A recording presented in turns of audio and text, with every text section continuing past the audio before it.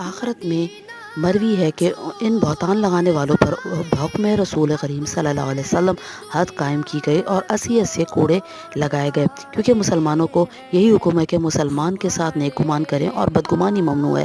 बाज़ गुमराह बेबाक ये कहकर गुजरते हैं कि सईद आलम सल्लल्लाहु अलैहि वसल्लम को माज़अल्लाह इस मामले में बदगुमानी हो गई थी। मुफ्तरी कज़्ज़ाब हैं और शान रिसालत में ऐसा कलमा कहते हैं जो मोमिनीन के हक़ में भी लायक नहीं है। अल्लाह ताला मोमिनीन से फरमाता है कि तुमने नेक गुमान क्यों ना किया, तो कैसे मुमकिन था कि रसूल करीम सल्लल्लाहु अलैहि वसल्लम बदगुमानी करते। और हजूर की निस्बत बदगुमानी का लफ्ज़ कहना बड़ी सया बातनी है, ख़ासकर ऐसी हालत में जबकि बुखारी शरीफ की हदीस में है कि हजूर सल्लल्लाहु अलैहि वसल्लम ने बकसम फरमाया कि मैं जानता हूँ कि मेरे अहल पाक हैं।